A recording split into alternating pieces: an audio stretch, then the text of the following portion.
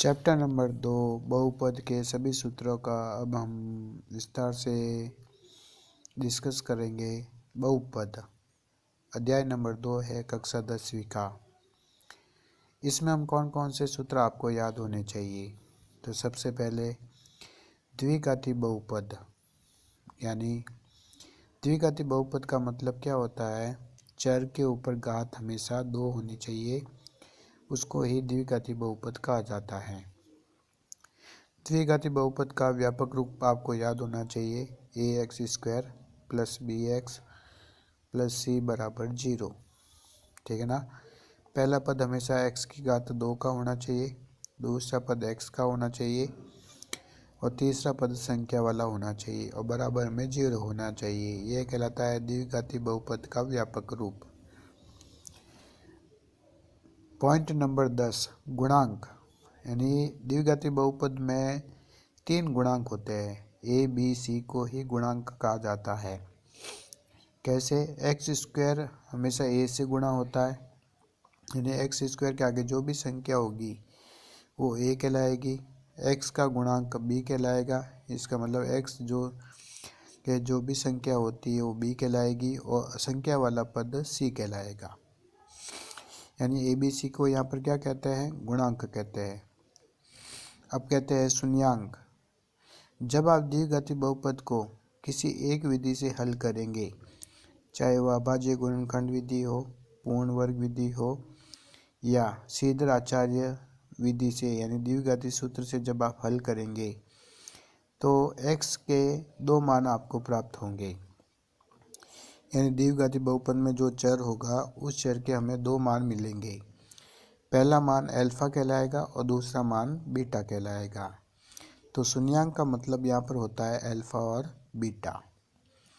Point number 12, यानी सूत्र number 12, द्विघाती सूत्र, यानी द्विघाती बहुपद को हम एक सूत्र से भी हल कर सकते हैं। वो सूत्र आपको अच्छी तरीके से याद होना चाहिए। कोई भी द्विघाती समीकरण हो उसको हल करने का सूत्र क्या होता है? x बराबर -b plus minus √b² minus 4ac बट्टा 2a। ये कहलाता है द्विघाती सूत्र, जिसको सीधर आचार्य विधि के नाम से भी जाना जाता है।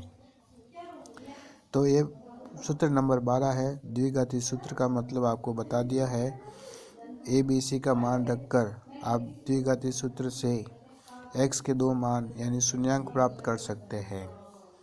अब हम बात करते हैं पॉइंट नंबर 13 की, शून्यांक और गुणांकों के बीच संबंध की सत्यता की जांच। शून्यांक तथा गुणांकों के बीच संबंध की सत्यता की जांच, यानी शून्यांक का मतलब अल्फा और बीटा, गुणांक का मतलब ए बी सी के बीच में 2 प्रकार के संबंध होते हैं। पहला संबंध का नाम होता है शून्यांकों का योग। इसका सूत्र होता है अल्फा प्लस बीटा बराबर -b/a।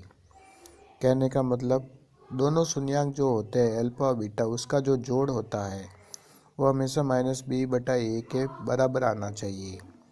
तो ये सूत्र नंबर 14 रहेगा। शून्यांकों का योग का सूत्र आपको याद रखना है। अल्फा प्लस बीटा बराबर -b/a होता है और 15वां सूत्र जो है शून्यांकों का गुणनफल, यानी अल्फा डॉट बीटा बराबर c/a होना चाहिए। तो सूत्र नंबर 15 में क्या है? शून्यांकों का गुणनफल का मतलब है आपको अल्फा और बीटा का जो गुणा है वो हमेशा c/a के मान के बराबर आना चाहिए। अब हम लास्ट सूत्र की बात करते हैं। अध्याय नंबर 2 में जो प्रयोग होगा, द्विघाती बहुपद ज्ञात करने का सूत्र। लास्ट सूत्र है द्विघाती बहुपद ज्ञात करने का सूत्र। ये सूत्र आप कब लगाएंगे? जब प्रश्न में आपको शून्यांकों का योग, जिसको हम अल्फा प्लस बीटा कहते हैं, वो दिया हुआ होना चाहिए और शून्यांकों का गुणनफल यानी अल्फा डॉट बीटा आपको दिया हुआ होना चाहिए और आपको द्विघाती बहुपद ज्ञात करने को वो कहेगा। तो इसका सूत्र होगा x² minus alpha plus beta x plus alpha dot beta बराबर 0। तो ये है द्विघाती बहुपद ज्ञात करने का सूत्र। जब प्रश्न में शून्यांकों का योग और गुणनफल हमें दिया हुआ हो तो इस सूत्र का आपको उपयोग करना है। तो इस बार इस अध्याय में बहुत ही कम सूत्र है। आप आसानी से इनको याद करके पूरे में से पूरे नंबर लेकर आ सकते हो। अगले वीडियो में हम बात करेंगे अध्याय नंबर 3 की। 2 चर वाले रैखिक समीकरण में कौन कौन से प्रश्न सूत्र इम्पोर्टेंट है, उन सभी को हम याद करेंगे। Thank you so much for watching.